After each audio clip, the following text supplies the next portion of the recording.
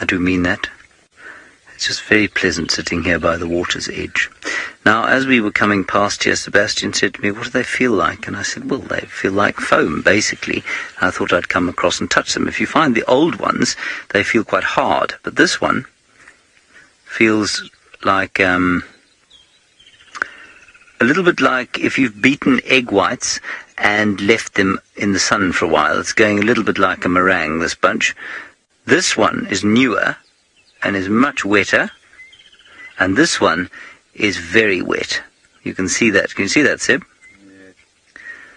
Now that looks a little bit disgusting, and I suppose it depends on, what you think's disgusting and what you don't.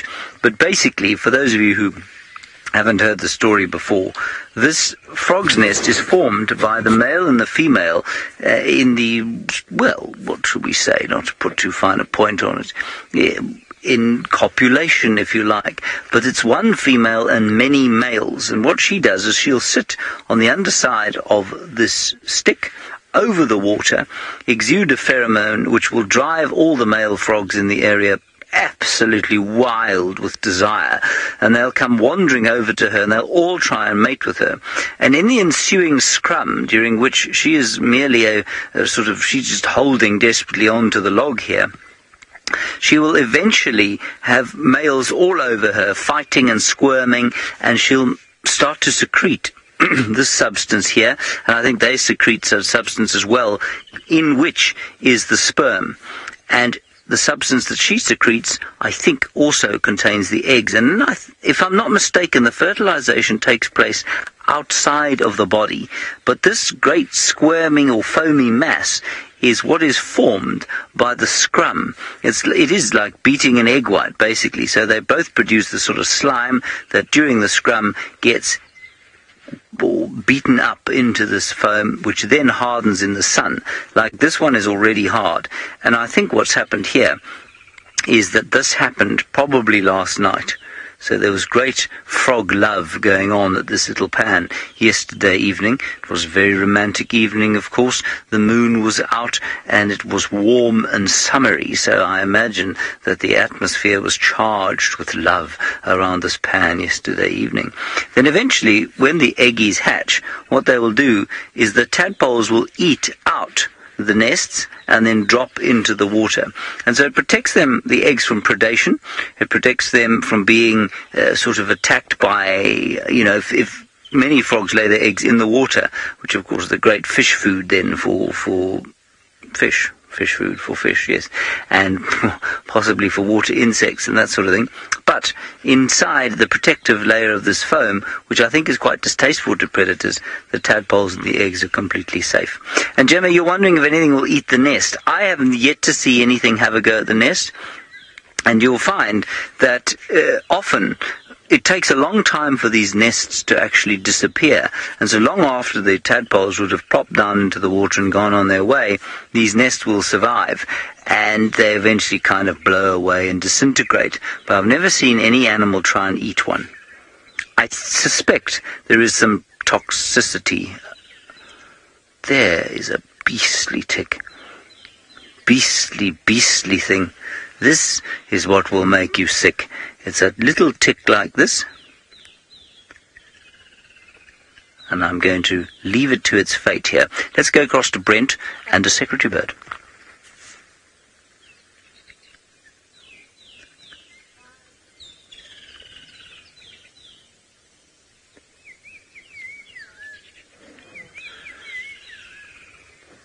A little while ago, I got asked a little while ago where all the secretary birds are. Well, it looks like they're nesting. So there were two there. The one's flown off, probably to go forage. And the other is, I can't see whether there's a chick in the nest or it's just sort of prepping. Oh, there goes the starling. Prepping the nest. Oh, eating something. I think she's actually just... There we go, see, moving stuff around in the nest, rather than eating stuff. There probably are eggs there already. There we go, and she's going to sit down. and she's been fiddling about and moving sticks and stuff. Look at that, she's just disappeared. So the secretary birds really like these balanites trees, or sometimes shepherd's trees, to nest upon, and they build a massive stick nest on top. There you go, you can just see that crown sticking up. Isn't that lovely? So all the secretary birds are busy playing house, or not playing house, building house at the moment, and that's probably why we're not seeing them as frequently as we were stalking about the grass plains.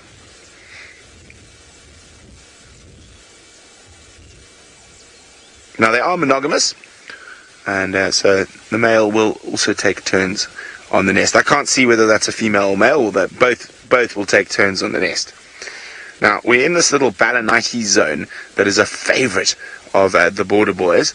So now that the popped her head down, we're going to keep moving a little bit around these trees, just trying to see if the boys are up and about and scent marking. Nope. If they're not, we're going to start moving back down behind us to the Tanzanian border and heading south towards the Salt Lake, from the Salt Lake towards Ngarare.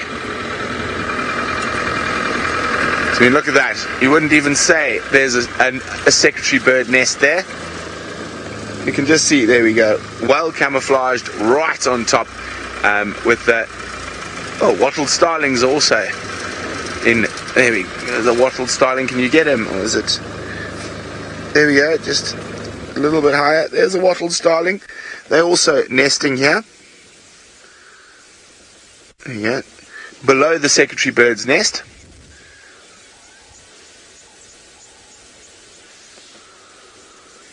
Isn't that wonderful? The male wattled starling carefully placing sticks in his what looks to be a very messy nest. Oh, it sounds like he's getting upset with that. It's upset the stick's not going where he wants it to.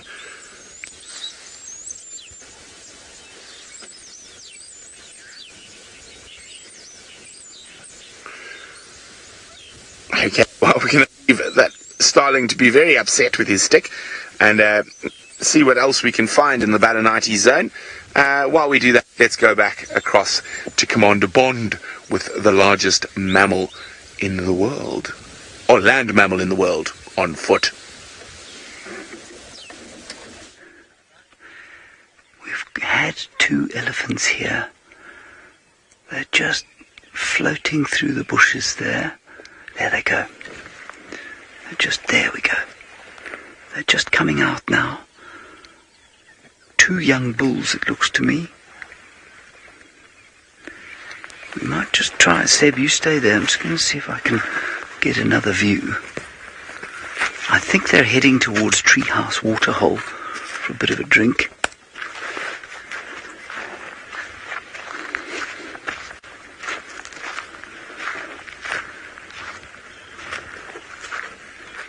The wind is not great for us. It's blowing that way. They're headed. There they are. You see them, Seb? You can come here. Nice and slow. We should get them crossing the road here.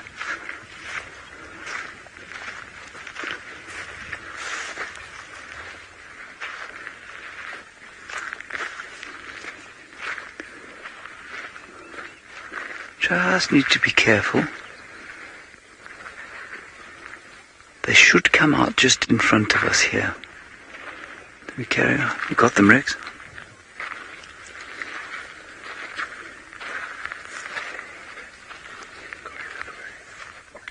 Should we carry on down here?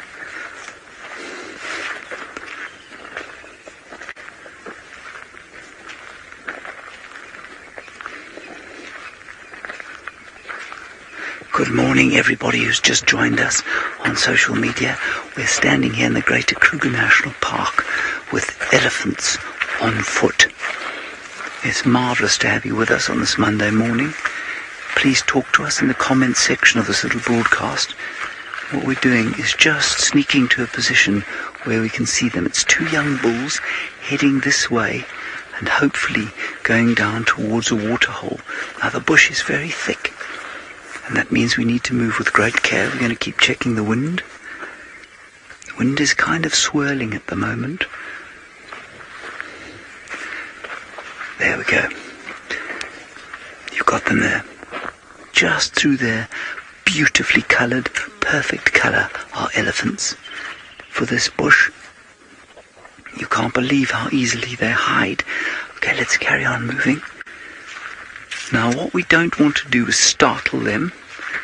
That could have an adverse reaction. It's two young bulls, so the chances of them actually being, threatened to the extent that they'd chase us, very slim. But that's not the point.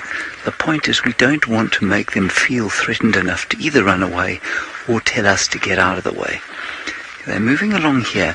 There's a waterhole not far, and I'm pretty sure that's where they're going. My name is James Henry, by the way. Just got a bit excited. Too excited to introduce myself to you. We've got Sebastian on camera.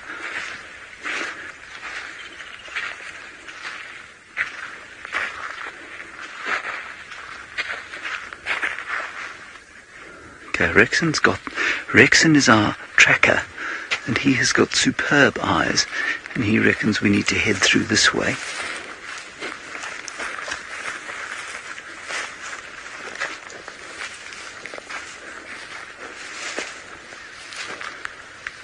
We just keep checking the wind. It's not great for us. We'll keep going. Now, Megan, you want to know if they've noticed us? No, I don't think they have.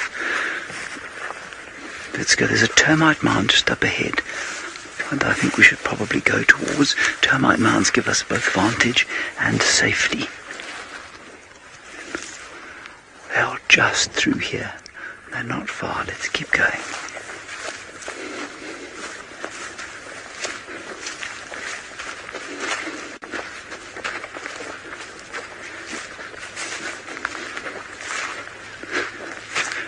Now, Vanessa, you want to know how far these elephants are?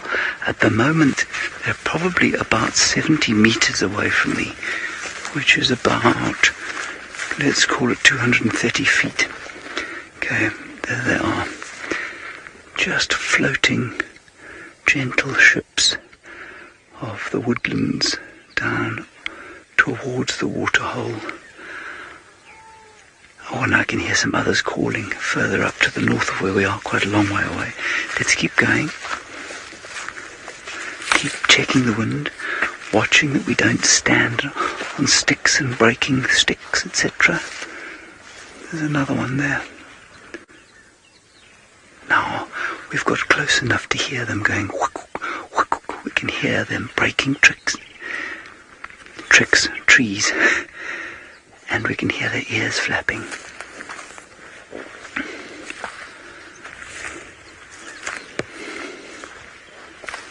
And I know you won't be able to hear them. Just going to move very gingerly through here. Situations with elephants can change very, very fast if you're not tremendously careful. What we don't want to do, like I say, is startle them. We don't want to give them a fright. We want them to have complete trust in us as human beings. They do, of course, see us as predators and will react as such if we get too close.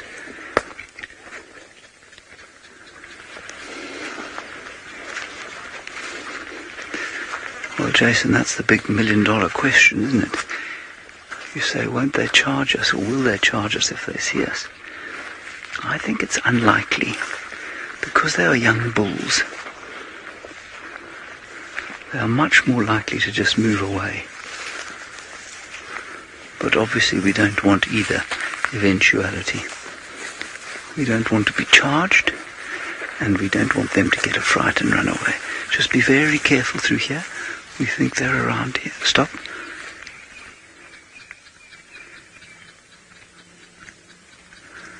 Your ears are so crucially important in a situation like this.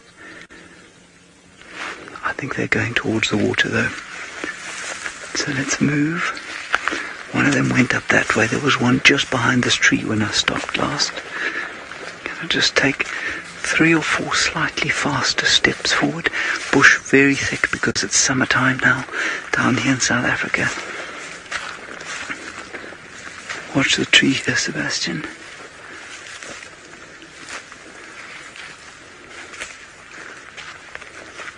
So what we're trying to do, if they are heading towards the waterhole, we want to get around them to the southern side because the wind is coming at the moment from the north. We don't want them to smell us. They've got tremendously sensitive noses.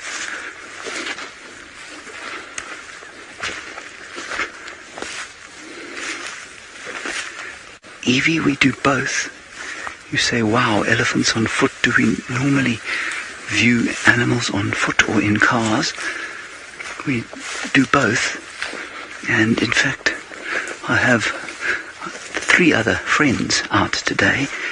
You can find them or you can just Google Safari Live and you'll find them viewing wild dogs and lions and I'm not sure, and buffalo at the moment in the Masai Mara and here in South Africa.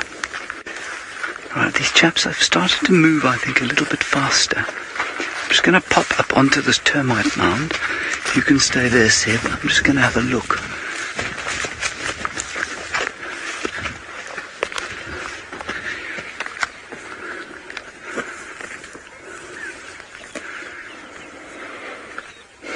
I can't see them at the moment.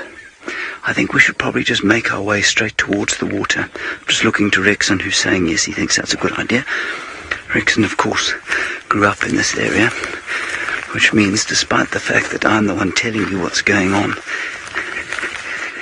his knowledge is superb, and he'll tell us exactly where those elephants have gone.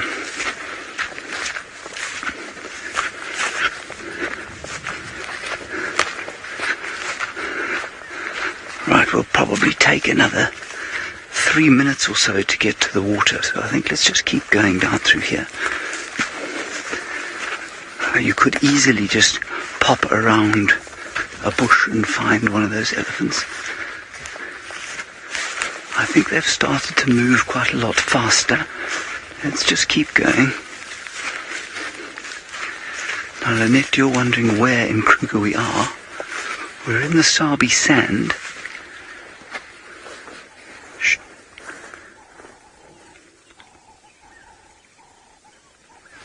Let's keep going. That's on the western fringes of the central Kruger, central to southern Kruger, and we're on a little game reserve here called Djuma, which packs a mighty punch, does Djuma. Astonishing array of species that we get to view here.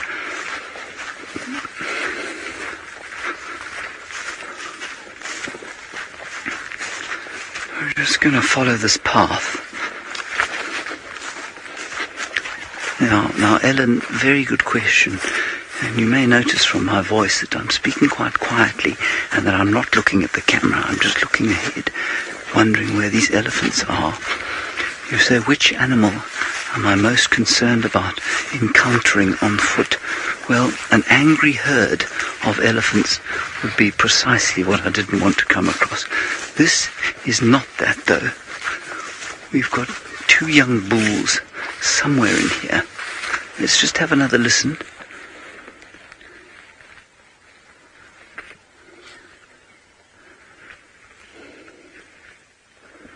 Okay, we're just going to head straight for the waterhole now. We're going to walk a little bit faster as the bush starts to open up, because it really would be special to catch them having a drink. Of course, we may get there and find one Egyptian goose. They're right here. Right here. You see them there? Let me check the wind again. Wind is good for us now. Okay, we've got 2 here. One, that's the one you're looking at. There's another one sighing. is very important to have an escape route. What we're going to do is go towards this termite mound over here, because this termite mound will give us some vantage.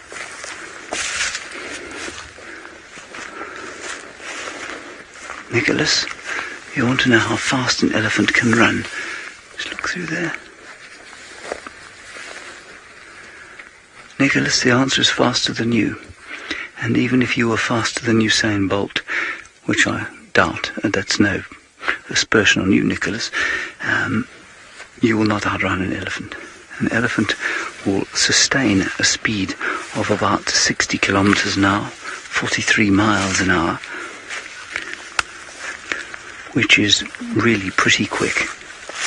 They're still going down towards the water, but they're feeding on the way.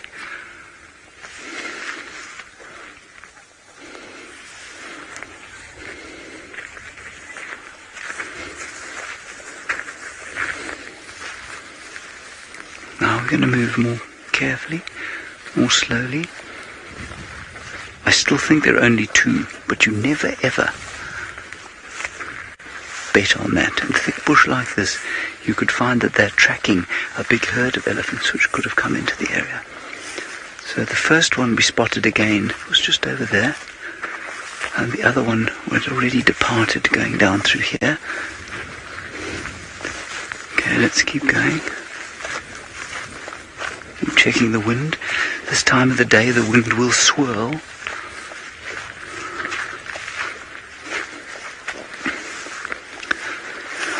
Now, I didn't really complete my question, Stacey. You say, why would I be more worried about elephants on foot than, say, a lion? It seems counterintuitive, doesn't it? The reason is that a lion will almost universally run away from a human being.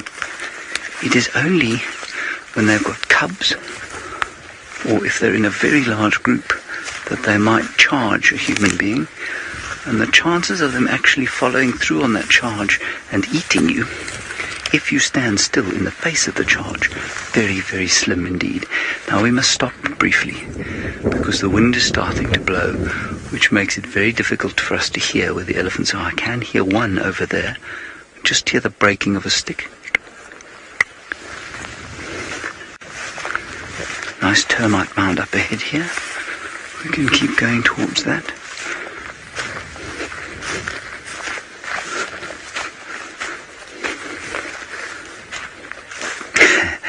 Beth, very good question. You say you've just started watching. Why am I shaking a little bag? Well, the little bag is actually a sock that is no longer in use as a sock, and it is filled with ash. And when I shake it, you'll see that some of the ash comes out, and it tells me exactly which way the wind is blowing. Now, it's pretty easy to feel the wind on my skin at the moment. But if you can't feel this wind on your skin, when it's just sort of subtly blowing, then you need an ash bag, because the elephants and most of the animals out here have tremendously sensitive noses. Okay, I think they've started to move quite a lot more quickly down through here. They may already be at the water, which is just down here. Let's keep going.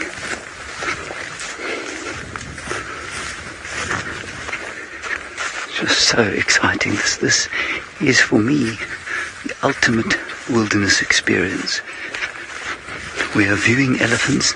The elephants don't know that we're here. There's just a little bit of an edge because, well, they're elephants.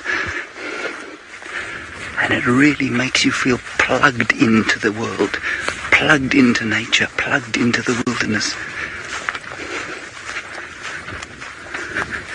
I don't know if you ever saw that film, Avatar, and that, well, some of you comparing it to Jurassic Park. For me, it's much more like that film Avatar, where, I don't know if you've seen it or not, but those horse-like creatures made that connection with the blue people things.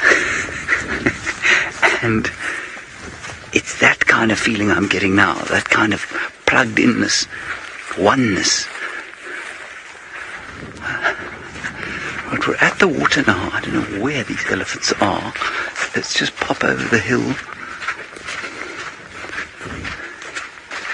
Once they start to move, they move quickly.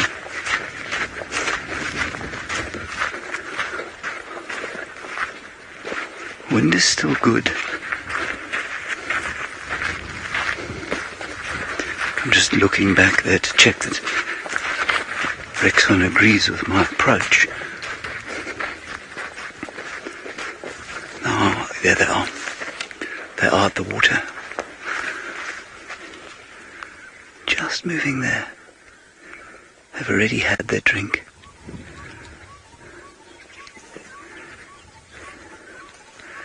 Isn't that wonderful? Let's go around here. We'll probably get a decent view as they come out into the open.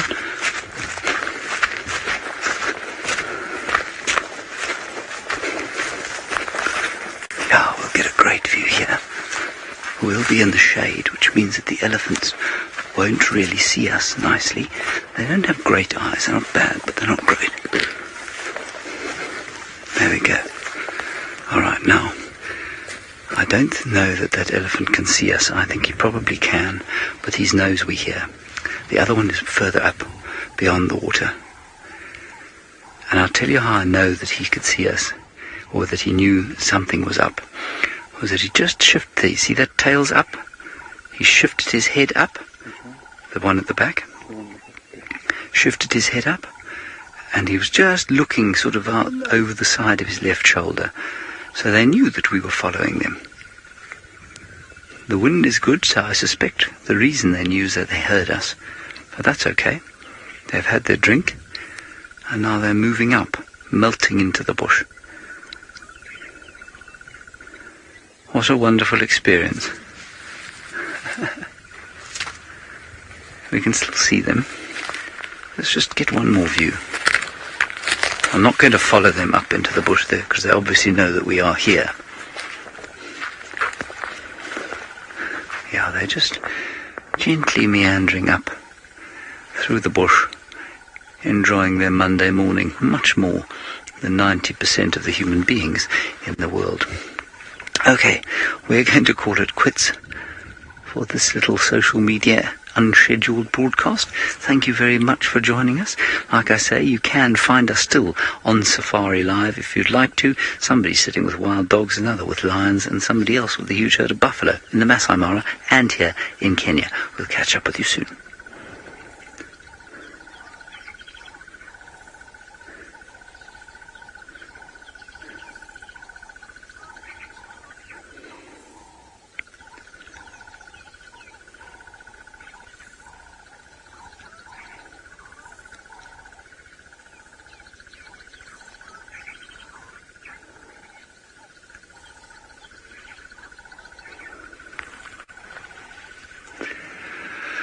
Sure, everyone, that was wonderful. Wasn't that fun? Let's just go down to the water now. I don't think those elephants are going to come back down here. But I've got to tell you, that was just very special. Really nice. Makes one feel that everything is right with the world. So while I consider how wonderful things are with the world, let's go back across to Stivovo, who is sitting on a pile of dung. And you're back with us, folks. I believe you had some interesting encounters there with the big and wonderful elephant bulls there with James by the dam. What marvelous stuff. There's nothing quite like elephants on foot to get the heart racing and just to make you feel alive and in the moment. And from one big and hairy to the tracks and signs of a big and hairy, I am standing in a rhino midden. Now, folks, you might ask, what is a rhino midden? And a rhino midden is essentially a big territorial sign that the male, in this case white rhino, has used for demarcating his territory. It's a signpost, it's a border post, it is a communication hotspot, it is the Facebook of the bush, if you like. What is going on in the brain of the rhino, it is all determined here through the nose. So what we have here, and if I look quite closely down, if you can see where I am, if you can see this here, it's all made up of grass particles. The white rhino is a grazer, and he feeds on exclusively grass. Okay, and you can see it in there. If I break it up closely for you, it's all just very, very poorly digested grass particles, similar to that of the elephant when the elephant eats grass, except there's no bark or leaves in here. And here we have quite fresh activity from this morning. You can still see it's still quite wet, and you can see the greenness there. I don't know if you can tell, but there's lots of little bugs and flies flying around here. Very quickly in the morning, after a rhino has defecated here, insects move in, and they come in here, they lay their eggs, and that is what I spoke about this morning, about the guinea fowls and the franklins coming in. They scrape this open, and they look for whatever you might find in there. At the moment, there's not too much. There's some grass seeds. There's going to be some insect larvae at some point, and that's what they come and look for. There are some tracks of some guinea fowl coming in and out, and I found some dung just now of a franklin. But what happens here and how does it work? We've got tracks of the male rhino coming, and he came walking down the road, and his nose is right on the ground, and he's busy smelling. He's busy smelling because smell is a huge, huge component for them. And in he came, and he walked in, and you can kind of see where he started dragging his feet over here, and then they'll stand in here, and he'll start to defecate like this, and then he kicks it back with his feet, breaking it open. That's why we don't really find big chunks, like when you find an elephant dropping to these big balls. The rhino dung is quite nicely broken up, and the smell, it's delightful. I couldn't tell too much from it. I know that it's a rhino, but a rhino bull can smell all sorts of things from that. Their sense of smell in their noses, if you've seen them, about this large. And then when he walks out, he drags his feet very much like this. And you can actually see where his feet have left the ground over here.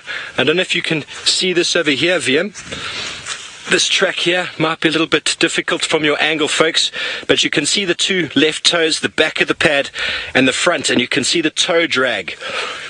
You can clearly see it from that angle, I do believe, and it is a wonderful way of him demarcating his territory. Now, what he'll do is he's defecated here. He's got that smell, like I do now, all over the back of my feet, and when he walks, that smell works as a boundary line, almost like a border, and this clearly is indicating his territory. And as he keeps walking on, he obviously can't defecate numerous times a day, or well, a few times a day. He can't defecate every few hundred meters, but as he walks, he's going to find little spots on the side of the road where he'll walk and he'll scrape just like I'm doing now, and then urinate on the back. So the smell from his feet is left on the ground. He urinates, and that is indicating a fresh territorial sign or presence. I'm here today, do not come in. And a white rhino bull coming in from the other side, or a female, will walk and will hit this line, because their noses are going to be right here on the ground, and they smell it. They'll hit that line and they'll know, okay, there's a male here, he is active, and from all the communication in the smell there, they'll be able to tell the strength, the size, all sorts of things. But if this rhino is not active and he doesn't do this marking, the smell deteriorates. It goes down and down from time to time, from day to day, and after a period of time, eventually the smell is gone, and another white rhino bull moving in the area will notice nothing is new, nothing is fresh. He can stake this claim. So folks, it's the rhino bull, Facebook of the bush. He was here somewhere, we don't know where. He's left his mark, and other rhinos will know it. We're going to continue now. Maybe just wipe my hands a bit. It's got a glorious smell. That's going to stay with me for quite a while. We're going to jump back on the vehicle, and we're going to drive into the sun. And while I'm starting up and getting ready to move off, we have Tristan in the south. I believe actually we have got Taylor, who's up in the Mara, and I think she has something quite playful that is running around, doing its thing. It's a small herbivore. They are very cute, and there are lots of them. We have had some playful impala. Unfortunately, they have now stopped. They're all gathering over there, though. Something must be delicious. But the young lambs were bounding about, really showing off how strong their legs have got, and they were bounding about, chasing one another.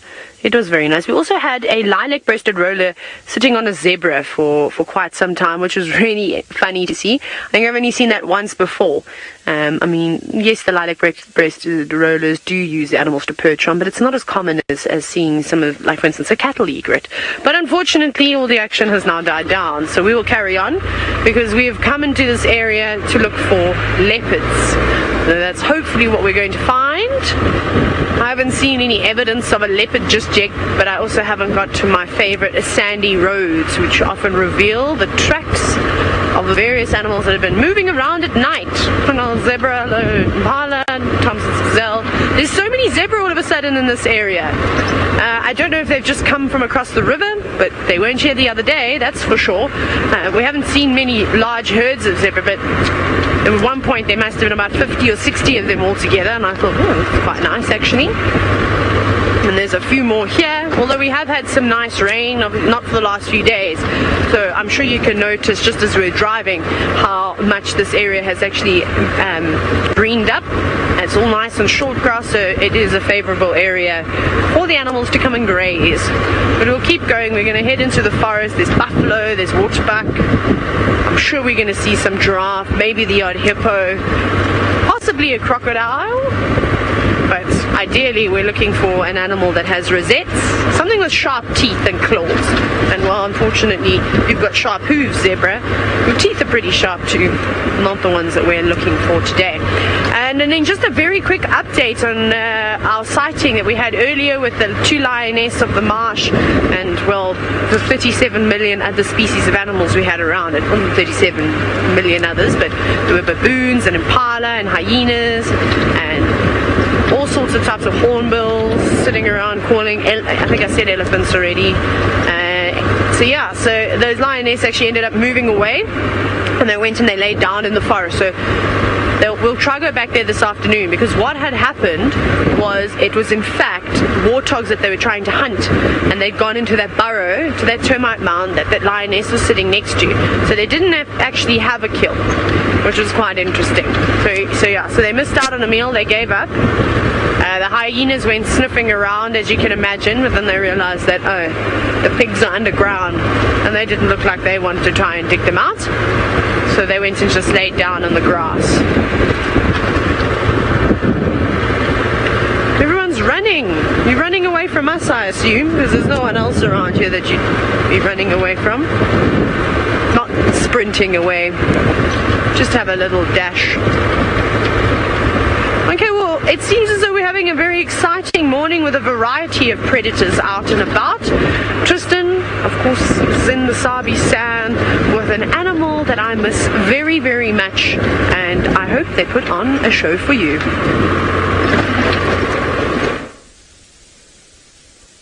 Well, I think it's an animal that everyone up in the Mara seems to miss it. They are incredible creatures, and they do a lot of insane things, and that's why a lot of the presenters and guides across the world love wild dogs. It's just because of how active they are. In terms of them doing something amazing, I don't think so. I think it is still nap time at the moment.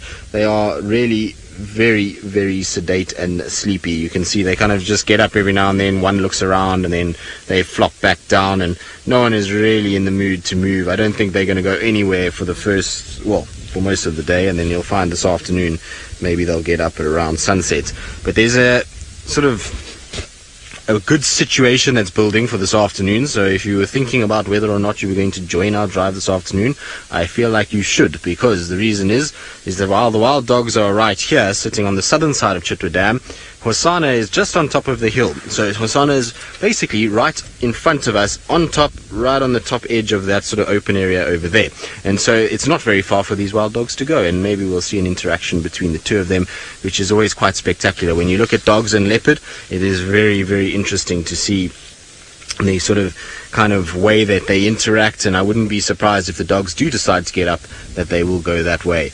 The other thing is that the dogs are at Chitwa Dam, and we know Chitwa Dam on a hot day like today is going to draw a lot of animals down to the water, and that means that there could be absolute chaos here in the afternoon. So it's going to be a really good thing to stay with them while they are sleepy now. I'm pretty sure that they are going to eventually wake up and start moving, which is going to be very good, but not just yet. But aren't they beautiful? There's a few very pretty little females in here, and the male that we were talking about earlier, the one that's so easy to recognize within this pack, which is that individual on the far left, who's lying flat, is an absolute beast. I was looking at him just now, and when he sits, he's got much broader shoulders than any other dog that we've got in this grouping.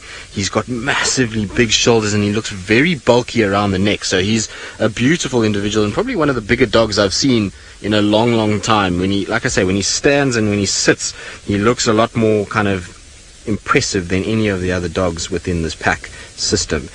It's interesting also that this pack, while they are called the breakaway pack, they have now seem as though they've subsequently split as well into two packs again. So it's gone breakaway into now another breakaway has gone off, and that's the one with the collared dogs. So some of you might remember that there is a male dog that has got a collar around this area, and it seems as though he is split off with the remainder of this pack, which should be 5 dogs in total. So if there was the 8 here and then the other 5, it makes the 13 that were the split away. So it's interesting how often they do split, and you do see it a lot, particularly at this sort of time of year, but just before the mating season.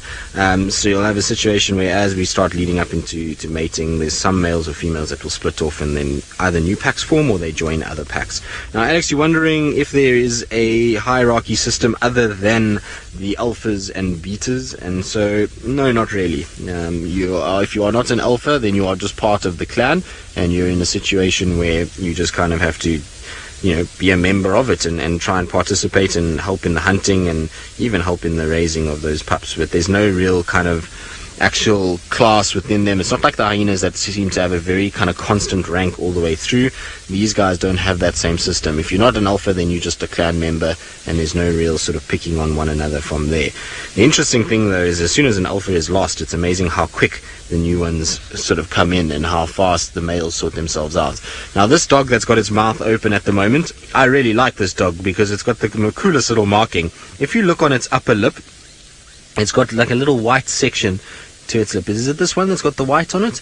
No, a little bit of white on that one, but there's one that's got very, very white lip. I thought it was this one that was sitting like that, but it was just its teeth behind the lip there. But there's one that has got like a little milk moustache over the top of its sort of, just below its nose, and it's very cool to see. It looks a bit funny, actually. It looks like it's got a dirty mouth, but I like it. I think it's a cool sort of pattern that they've got, and that's one of the best things about dogs, is that they've all got different patterns, and it helps to be able to then identify them because of the way that they are patterned and the way that they look.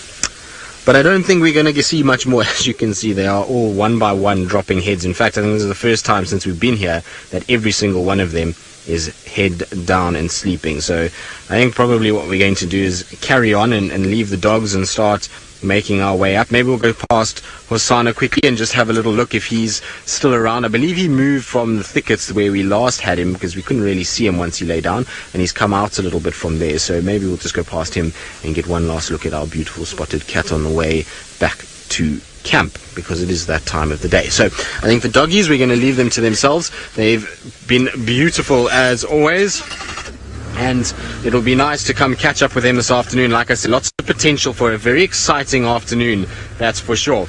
Now, while I kind of move off and leave the dogs to themselves and let them have a good rest and relaxation, let's go back across to Steve, who's got, well, another animal that is very, very social and very tightly bonded.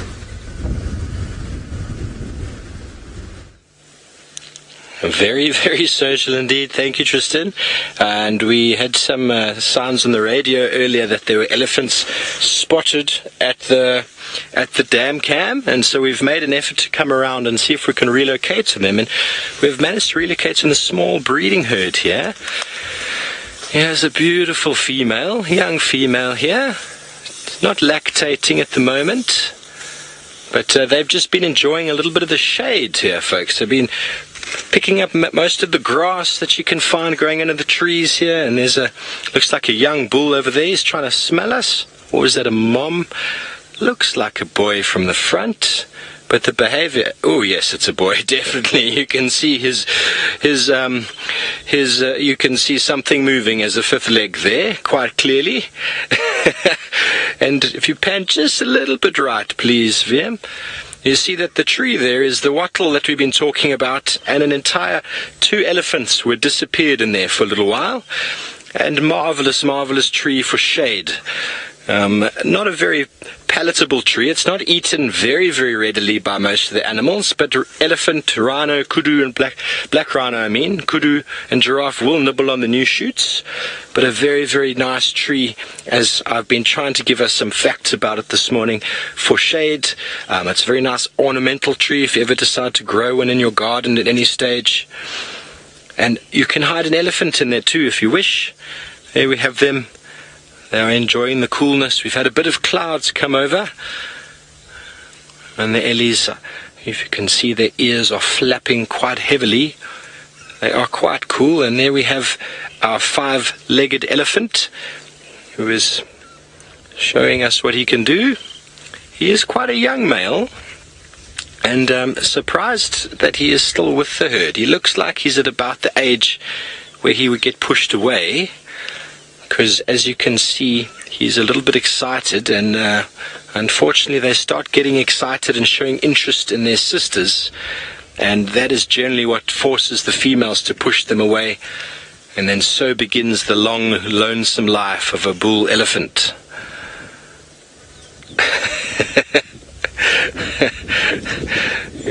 From the side of his head, you see he's a little bit more rounded. There's a big bull coming in from the back now. Yes, indeed, he's much bigger. Look at the size of him. You see the side of the head is quite round, which makes it easy to identify male and female. The female's got a much more sort of corner to the side of the head, and they generally don't have as bigger tusks, but much more easy to identify looking at the size. And they are slowly making their way away from us into the bushes there, after enjoying a little bit of shade under the tree and the beautiful green grass that is emerging in the semi-shade of these trees.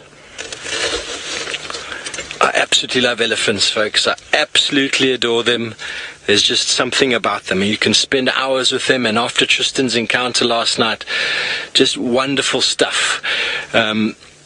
I've got many, many hours on foot with elephants, and if you had to talk about what animal is the best to approach on foot and encounter on foot, elephant would definitely be up there, as James was showing you earlier. There's just something so regal about them. There's so many human characteristics that we can put towards them, and spending time with them is definitely on the top of my list to do. And we were looking for them. We picked up on their location, which we're very, very happy about. But they are slowly meandering into the thick bush there. I think we might still have a couple stragglers over here. It sounds like it. There we go. At the back, another young male. See that characteristic shape of the head? It's very, very rounded from the side. It's quite difficult to sex elephants when they're very young. But when they get a bit older, that characteristic shape of the male, if you see my hand, is quite round, and the female is very angular. Also, when you look at a female, her head would be here, and she's got the shoulder blades stand up a little bit higher, whereas the male, that is kind of the same sort of level. Something to work with when all you can see is a back, something that can quite often help you. And I believe from one big 5, the biggest of them all, to... yes, the smallest of them all, Tristan has got the young prince. We do, so we're just back with Hosana, and like I say, he's right near where the dogs are. He's not even, I would say, 600 meters from where the dogs are, so he's very, very close, and he's just got his head buried in a bush at the moment, so he's not like he's unwell or anything. He's just sleepy, and his paw is in the bush, so it's a bit of a funny angle, but he's just having a really nice nap. And the reason why I came back to him now, I was going to kind of carry on because I wasn't quite sure where he was, but then I saw some impalas and waterbuck close by, so I thought, well, let's go and have a look and see if maybe Hosana given that he is a little glutton and likes to eat a lot, might be having a look at those impalas and waterbuck and potentially maybe trying to stalk them. But alas, he is still very much in sleep mode. I don't think we're going to see too much action from our little prince this morning. I think he's going to be, unfortunately, fairly stationary. But like I say, this afternoon promises to be a really good one. With the dogs and him so close in proximity, you never know what's going to happen. Maybe the dogs run into this area and Hosana ends up in the marula tree that he's underneath at the moment. So it'll be a good afternoon to come and spend time with both creatures, I think. And I don't think they're going to go anywhere given how hot it is. You might find Hosana might move just a little bit, especially if Ellie's come past again after yesterday. He was obviously chased around a bit. Interestingly enough, we weren't actually far away from where Hosana was last night, so we looked for him a lot. Yesterday afternoon we were trying to find him all around Chelapan, and eventually I found his tracks this morning coming out right where Veerman and I thought he might be. So we thought he would be around going towards sort of Treehouse Dam, and he went into that block and then he came back out again from there. So it was pretty much in the right place. We just, I think, finished a little early and that there wasn't enough time for him to actually wake up and start moving. And because he had a full belly yesterday, I didn't expect him to get up until probably well after dark, and then only start moving from there. And he didn't move far. If you actually look at where we found him this morning, it wasn't a long way that we went. It was fairly short distance that he kind of walked. He walked past Twin Dams, a little bit up Gowrie Main, and then we found him pretty much there. So it's not a long distance that he went last night, so who knows what time he actually got up from his first slumber where he was lying during the afternoon drive. But either way, it doesn't really matter. At least we found him today and didn't have to work too hard for it. Because at one point I thought he had gone off into Little Gowrie and that we wouldn't be able to see him. But I was showing Dave where we last saw his tracks going into Little Gowrie this morning. He obviously had turned around and come back because his tracks were then over the top of our tracks. So he was obviously just sitting watching us, and because we weren't paying enough attention, it was early in the morning maybe, we drove right past him, or because the bush is so dense and so thick, it also could have meant that's why we missed him and drove past. Shame, boy. Are you tired? I'm not surprised. It's very warm, and you do have had a busy couple of days, that's for sure.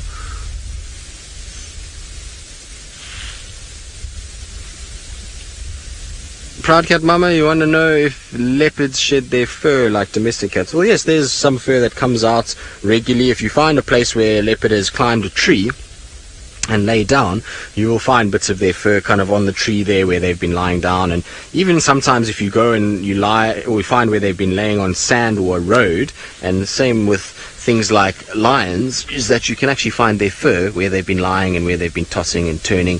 And particularly if you're just coming out of winter and starting to go into summer, their coat thickens a bit in winter, and then you start to find little bits of fur where they've been lying in the summer months. So it's quite cool to actually see. I want to try and find a place next time the lions are around. We'll need to go and check where they've been lying around and see if we can find some of those fur or hairs. And the next time we find a leopard in a tree with a kill after a few days, in fact, maybe let's go where Hosana was, although he didn't sleep much in that tree. It wasn't a nice tree to sleep in, but we need to find a place where a leopard slept in the tree, and where maybe we can then find the hairs for that leopard up in the tree itself, which will be quite cool to see. But definitely there is a shortening of the coat in summer. The winter coat is a little longer, a little fluffier. You particularly see it in male lions. Their manes get a lot puffier in the winter. In summer they tend to kind of lose a little bit of it, just because probably from a heat point of view it's easier to have a thinner mane in the summer than it is in the winter. I certainly can vouch for that. It's been nice to have a haircut recently. Feels a lot more breezy around the ears than it did when I had longer hair in December, that's for sure. Right, so we probably are going to leave Hosana to have his little nap. Like I say, just wanted to see if he was stalking those impalas and waterbuck. We'll probably let him carry on with his nap and not disturb him any further. And while we do that, let's go back across to James, who's looking at something infinitely smaller, but still very impressive. Look at these termites. They're all going home into their mound.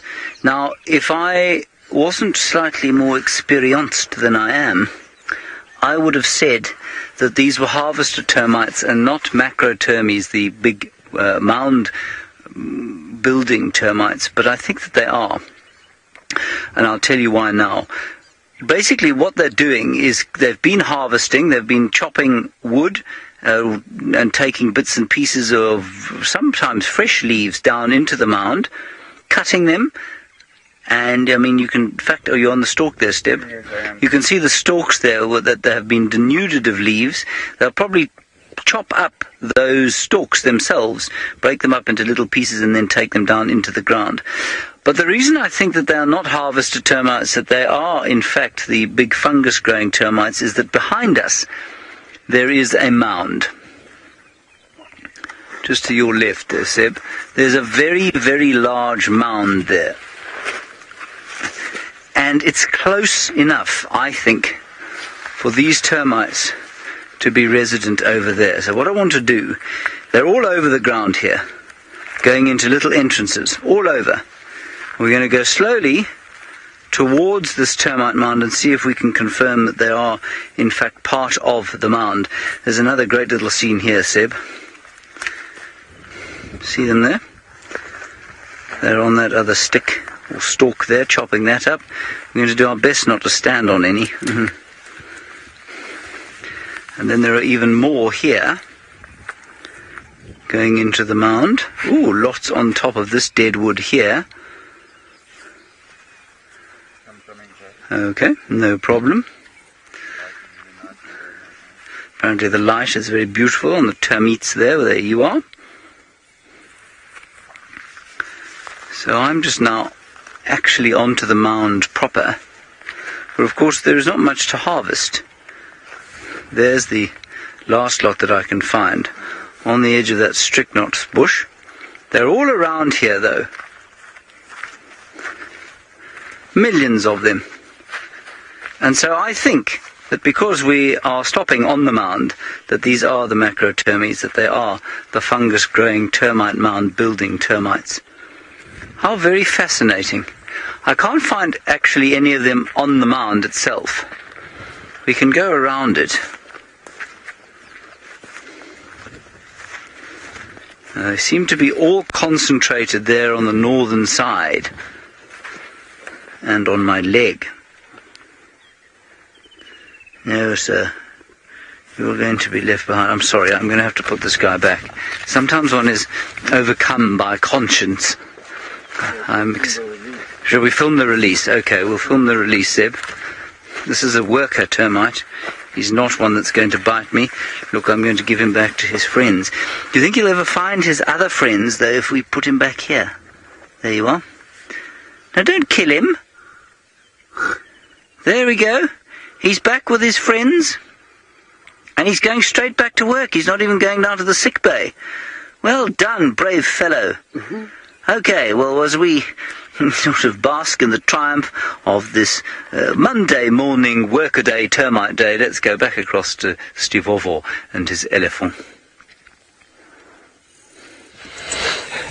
Thank you, James. From the smallest grazers to the largest, we have managed to find another herd of elephants that is so slowly following the first one we left before. And here we have a beautiful mother, and what she is doing is she is grazing. We were just watching them before. There was about 25 of them in the open clearing, and they were quite clearly favoring the grass in that area. And what she's doing now is she's sticking her trunk in to that very thorny bush there. That is a common sour plum, and she is picking up or pulling any grass that's growing underneath there. And one of the favorite grasses that likes to grow in the semi-shade is our buffalo grass, Panicum maximum, which is a very, very good palatable grass, very tasty, very digestible, with lots of leaves. But what we can see is also just next to her is her calf, probably about 3 or so years old, who's busy doing exactly what she's doing, learning by example. If any of you have got kids at home and you're in the kitchen baking, I know it's quite common for parents these days to give their kids little baking tools so they can practice, and they sit there and they absolutely love what they're doing. Also, Dad and the young boys have little drill sets and screwdriver sets. These are things that we learned from our parents, and elephants, like us, are very, very similar in that regard. She does look a little bit round. What do you think, Viam? No, she's not fat, Viam. She's not fat. She's glowing. So what VM's getting at there is she looks a little bit pregnant from the back, and having a calf in front of her there of about 3 years or so, it's probably about time she has a calf herself, another one. Elephants will calf throughout their life while they're in the breeding herd, and there they slowly meander down the road. It's awesome to sit with these gentle giants. They walked right past the car, very, very close to us, and I was going to comment before when we saw them in the open clearing that the garden service was at work, busy mowing the lawn, as they do. They're busy clearing the ground and opening the way. And look at that beautiful pattern. Isn't that such a typical sort of African icon? The elephant moving slowly away with the baby in front. We're going to just move forward, see if we can get another little visual on them. There is probably about 25 or so in this small herd. We're going to stay with them for just a little bit longer. See if we can get a few more. There was a couple babies here just under the tree that is feeding on some grass, but probably still suckling a bit. But it's just that one just there, V. Can you see him? He's just figured out how to use that trunk now, but not very good. Oh, he's now being sheltered by the other one. Disappeared into the foliage. So we have lots of little breeding groups here within the herd, family units should I say, mothers with their calves. The mothers are probably related, probably sisters, might be a granny or two, and then they're always the male, one or two males following far behind. Here we have a very large female. She almost looks like a male by the size, but the mammary glands between her front legs are quite enlarged. But she doesn't have a calf with her. It's possible she might also be pregnant. As we saw yesterday on live TV, we didn't actually see the birth, but we weren't far behind, or Tristan wasn't far behind witnessing. Elephants will aim to try and give birth to their offspring in the summer months. You're looking around, you can see the vegetation's very green. There's lots of grass, there's lots of bulk. A pregnant mother really will struggle in the last few months of pregnancy if the vegetation isn't good, and also when she does drop her calf, she wants to be able to bulk up so she can produce a good amount of milk.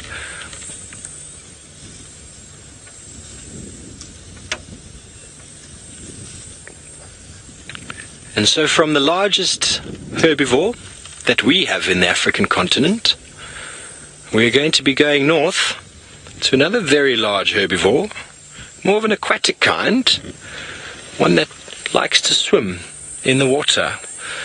Taylor, I believe, has a hippo.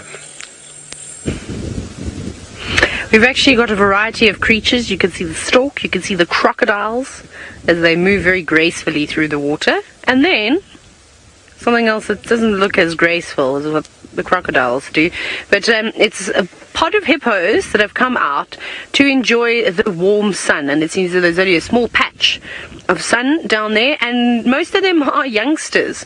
There are a few that already went back into the water and decided to give it a skip, but it's one of my favorite things to see hippos out and sunning themselves on the sandy banks, although that's not really a sandy bank, is it? It's a rocky bank, and it will just have to do. But the life that is in the Mara River is pretty spectacular. There are a couple of different family groups of hippos here. You can see lots of them around. There must be about 4 or 5 just in this little stretch of river, and they were all singing a beautiful song just a moment ago. There's a group and there's another group behind them. Amazing. How do you I suppose it's like some people like to swim and tan, some people just like to tan next to the pool but don't really want to go in it. Well, I think that's what's happening today. But we have had these very chilly days, and then there's still a bit of a nip in the air this morning. So I think it's a good spot for those hippos to go out and sun themselves to keep them nice and warm. But eventually they'll have to go back in and get the skin all nice and moist, and to, of course, cool down because they don't really want to get sunburned. But we've got something more exciting on the cards this morning. Is remember we were telling you about leopards and how I always see leopard tracks around here, and there was a leopard here not so long ago, and it's getting better and better. Jean-Andre, and this is his words, has only seen dried bones up a tree, which we assume is from a leopard. He's now seen leopard tracks because we found some really, really fresh ones. So we are going to here. I just wanted to show you the very cute hippos. That's because I want to go through that little foresty spot that I've just come from and do another sweep because those tracks were fairly fresh. I think fresh, not fresh. What is fresh, Taylor? There were some nice tracks. So we'll see if we can show them to you. Otherwise we'll just keep searching for this leopard. But I'm going to catch it one day. Like I said, as long as I keep passing through this area in the mornings and the evenings, we'll have to get lucky at some point and eventually see who's moving around here. Now there's possibility of 2 leopards. There is a male that lives around here, and then I've seen female leopard tracks too, and we've got female leopard tracks. So I would assume it's that female that lives near Little Governor's, because we're not far away, only a couple of 100 meters along. Maybe a kilometer, maybe just under a mile away from Little Governor's camp, and I know there's that she's got 2 6-month-old cubs. So between the 2 of them, or the 4 of them, in fact, hopefully we're going to see a leopard. It's been such a long time, and of course I would like to show Jean-Ray one while he's here. We're crossing it off. Crossing all the signs of a leopard, eventually we'll have to see one. But it's so thick, it's so difficult to see what's actually going on in some of these thickets, so it's important that you do concentrate. And I always bring this up. When you are spotting animals, staring at the road in front of you is not going to find any animals. Staring back at the camera is most certainly not going to find you any animals either. And with all these crotons and diospirus and I don't know, whatever else is growing along the river here, nice shady spots for spotted cats to sit under. There was also a troop of baboons that have gone through, and we know what baboons and leopards relationships are like. Fortunately, it's not the greatest for many reasons, and baboons like to chase leopards. So yeah, so the leopard tracks were here somewhere, but I can't remember where they were. Well, that's okay, we'll carry on. We'll just check the banks again. We'll do it nice and easy this time. Not that I came racing on through here, but sometimes if you just change the angle, see things that you may have missed. I've done that many a times, driven through one thing and then gone back and gone, lions. But I've also got to check on the tops of the trees, because there's so many nice trees here that have got very, very cool horizontal branches that would be perfect for a leopard to sit on.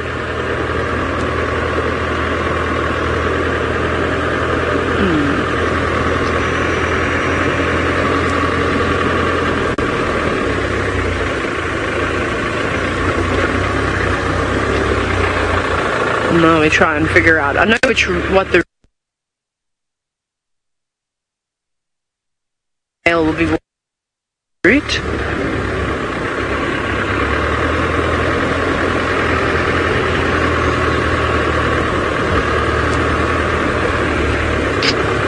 I suppose we have to check both sides too, because the river is so shallow. It'd be easy for a leopard to cross just on the rocks.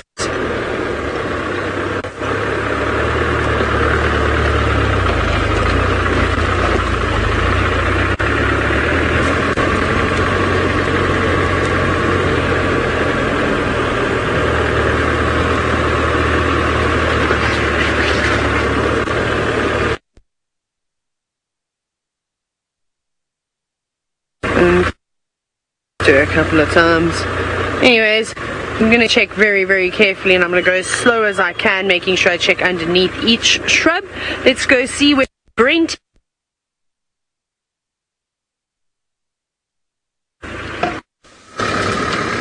Oh, hello. I was just having a chat with some of the anti-poaching rangers, see what they've seen. Nothing. We've seen quite a lot of really nice general game and stuff, but none of the big cats yet. We've checked the Salt Lick, and now we're heading further towards the west, towards Ngarare. Now, the amazing thing is we've put this new signal thingamabob. I think, what's it called? not a repeater, antenna.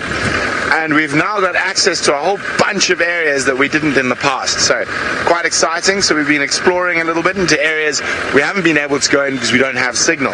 And we've got signal now. Now, the last place that female cheetah with the cubs was seen was up around here somewhere. So we're going to have a quick look around here. There's also a spot I like to call the hyena swimming pool. And there's a murram pit, is where they dig soil out to fix the roads. And then often you can have up to 20 hyena all lounging in it. So that's just up here. I think the Salt Lake Pride might be down here. So if we get no luck on top of the ridge here, we're going to duck down into the top end of the Salt Lake, which previously we've never been able to go to due to signal. But now we've got wonderful signal there. I was hoping there's some giraffe up ahead. I was hoping they might spot something with their tall necks. Let's go have a look at them. They look like they're quite close to the hyena swimming pool. And it looks like, have they spotted something? Are they looking at something? Maybe. Well, they might be going for a drink at the hyena swimming pool, so let's go find out.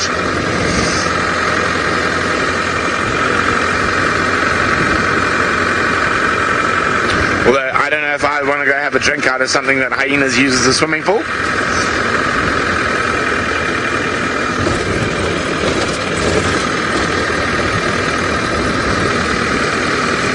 Okay, let's have a look. Now, it does look like they might have spotted something. Maybe not. Let's have a quick look at the Maasai giraffe that is striding across the open grasslands, moving between the wooded areas, and you'll see they'll stop and eat little things on termite mounds. They are very, very pretty.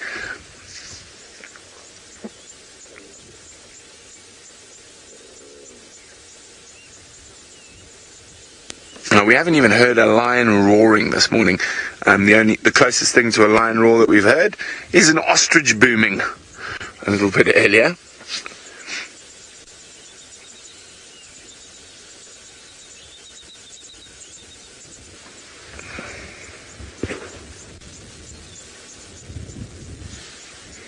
They are stunning creatures. Hello. Yes, I see you too.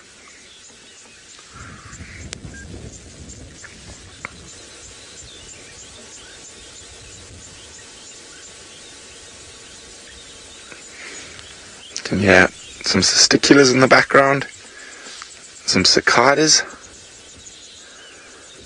No, those giraffes have definitely seen something. They keep staring off in this direction.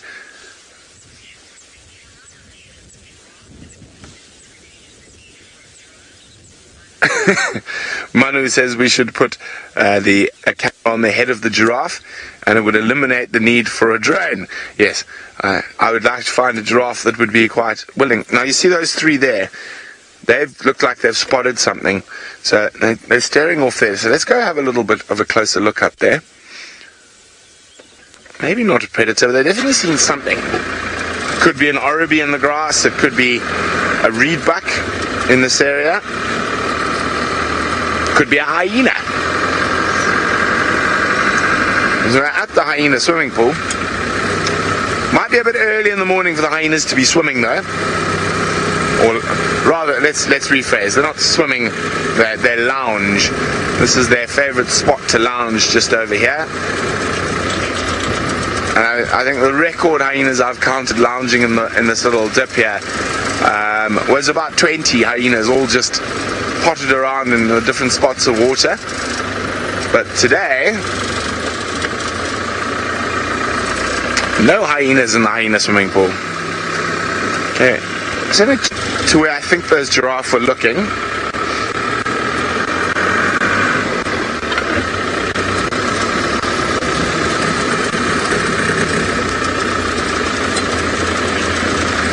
Hello, hyena. Hyena would like to know how many different species of hyena do we find here? Well, hyena we have two. We have the spotted hyena, which is by far the most common. And in this area where we are at the moment, we're only really going to find spotted hyena. Now, on the other side of the Mara River, towards the mountains on the edge of the park, you will also find striped hyena. And striped hyena occur into Tanzania, and then all the way up through Africa, across Arabia, and in India as well, striped hyena. So this is where those giraffe were looking, but I'm not seeing much here. They could have been eyeing out a termite mound to make sure it wasn't a potential predator.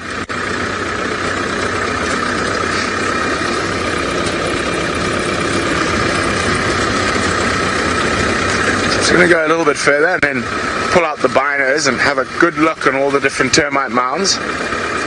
Once I can get a little view down there as well.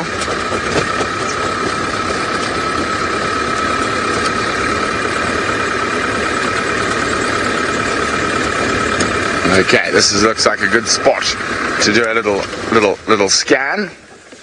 Where are my binoculars? There they are.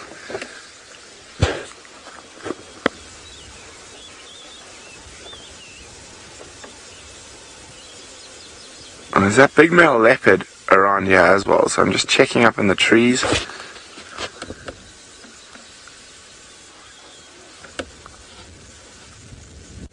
I found what the giraffe were looking at. Okay. See that termite mound there? Let's come to the left here. A little bit more to the left of that other left. Look there, hiding in the grass, a pair of oribi. I'm pretty sure that's what the giraffe spotted. And that's what they were looking at. So they looked at it, decided it wasn't a predator, and decided to move on. Okay, well, let's leave the little oribis. We're going to keep checking around here, see if we can find the cheetah. So while we do that, let's go across to Taylor and a fisher of kings.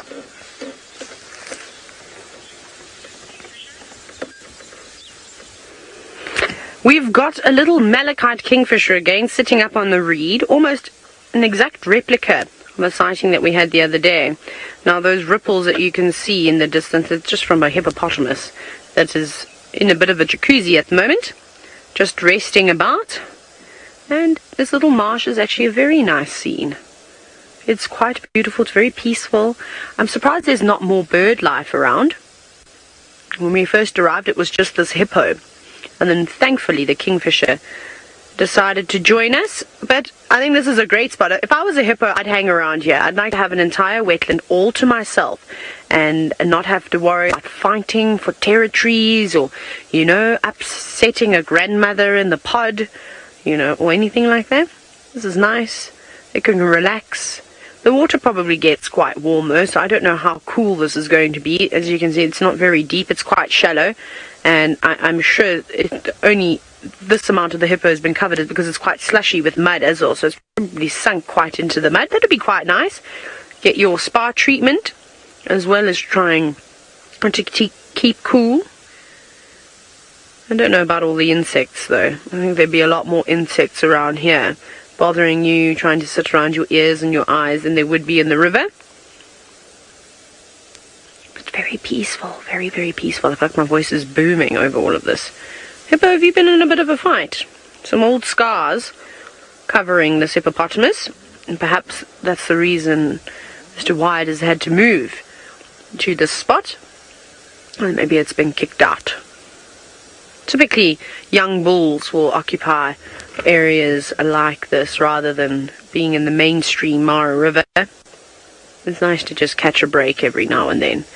And our little kingfisher friend, are you going to catch anything for us? Not as clear the last time, but it is nice to see the malachite again. For those of you that aren't sure how to tell the difference between a malachite and a pygmy, because I find it difficult and I expressed this to you last time, the beak and the feet match the color, well, same colors. What am I trying to say to that? They're the same colors, the colors match. And then, of course, the pygmy kingfisher has got that orange stripe above its eye versus all the blue that you can see on the beautiful malachite. And I'm sure there's lots of little tadpoles swimming around in here. There'll be little fish of sorts, and then of course, well, fully grown tadpoles. There'll be frogs and toads around here. And this will be a hot spot for mosquitoes too, so I wouldn't want to come around here at night time. I think that would be unpleasant. Okie dokie. Well, we'll keep on searching. We're still looking for our leopard. We're still in that area. Let's see if we can find a leopard anywhere.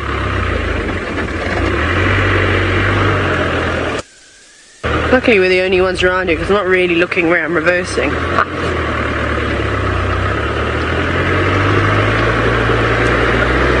Little butterflies. They're all flying around.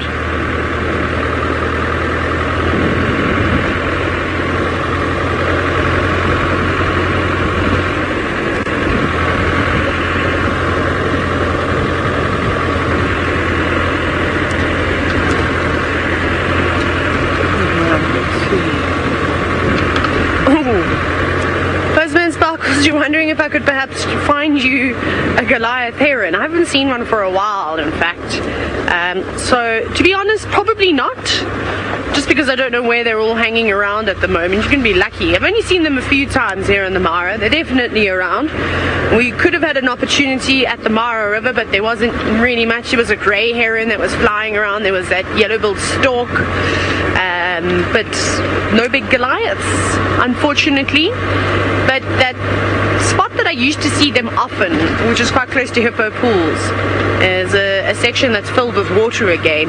So if we ever head down that way, we'll have a look again. Buzzman Sparkles, so I'll keep an eye out for one over the next couple of safaris, and I'm sure if Brent sees one, he'll definitely stop for a Goliath heron. Hello, Tommies.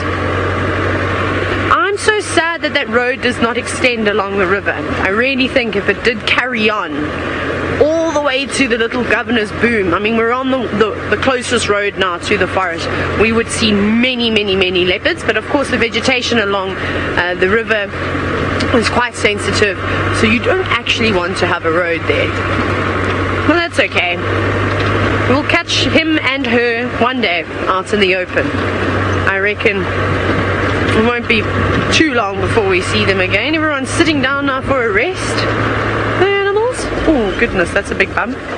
Sorry, Jandre. I always forget that there's just this one section where the hippos have actually walked through, and because this is quite a bit of black cotton soil here in this area, so a little bit of water makes it quite sludgy, and then when the hippos shuffle, they end up digging a trench into the ground, and that's exactly what they've done there. I always forget to slow down.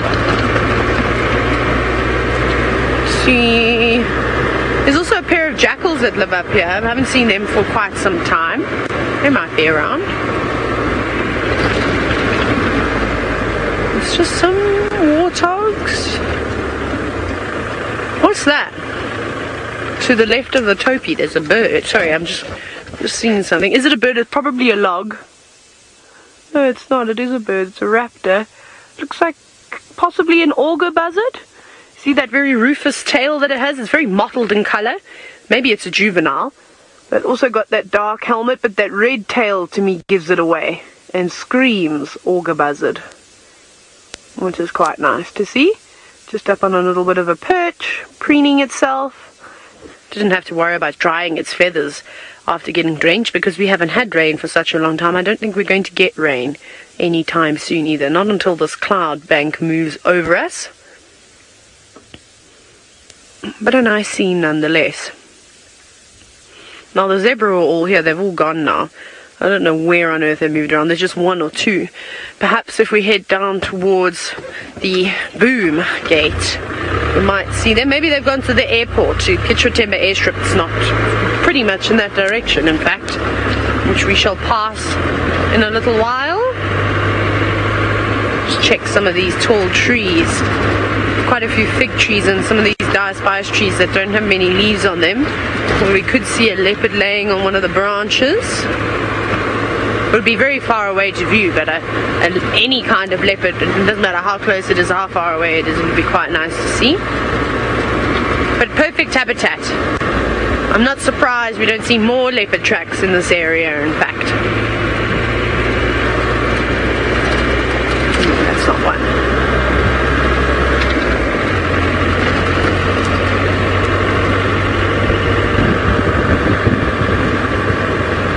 Yeah, I can see the zebra all gathering down in the distance. Morning, baboons. Not shouting, are we? What's wrong with your mouth?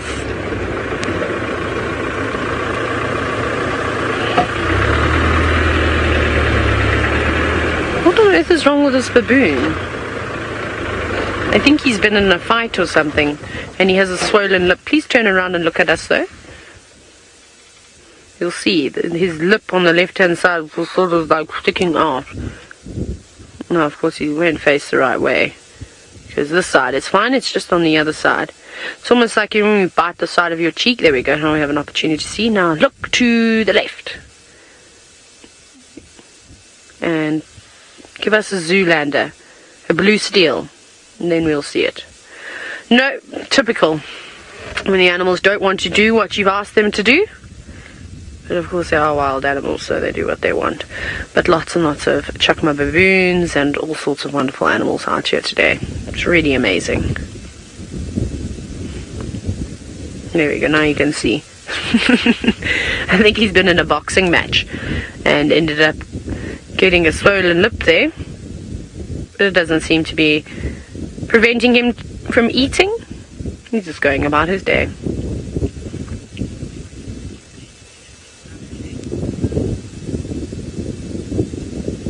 Just taking it easy though, not trying to stuff his face like a baboon normally does. That's something that I miss, and I think I'm going to be lucky. I should just get back to Djuma just in time to still see some of the marula fruits, but my favorite was watching the vervet monkeys and the chukma baboons stuff their faces with marulas. You've never seen animals put so much fruit in their mouth in your entire lives. Maybe you can find some screenshots from last year. You can hashtag Safari Live of the baboon's best version of Chubby Bunny playing that marshmallow game, where you try and put as many marshmallows in your mouth. Well, they do it with marula fruits, which is a whole lot more difficult in my opinion, especially because they're eating them when they're not really ripe either. Cool, let's carry on. Let's see what else we can find. Everyone's being quite quiet today.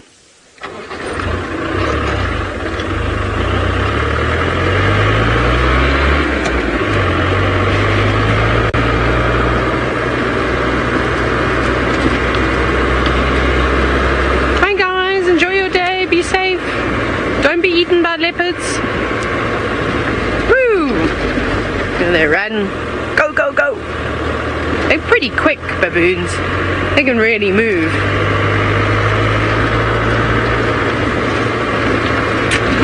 Right, we're going to keep bumbling on home. And who knows what we might find on the way. While we do that, well, I'll see you this afternoon, really, on the Sunset Safari. Let's go across to Brent for the last few minutes of the show. Well, welcome back. I've just got some really exciting news. Apparently there's 4 cheetah.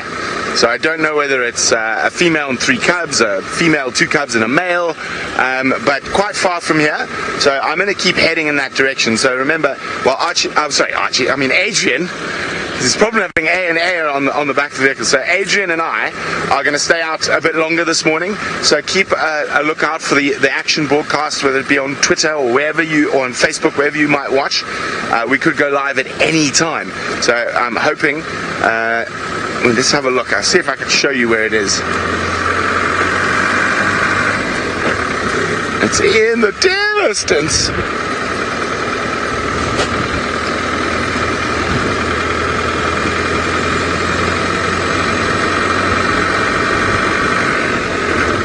Okay, so let's see if we can get to the tip of this hill, and then I can show you where, more or less, where we're going to be heading. Quite close to the Tanzanian border again.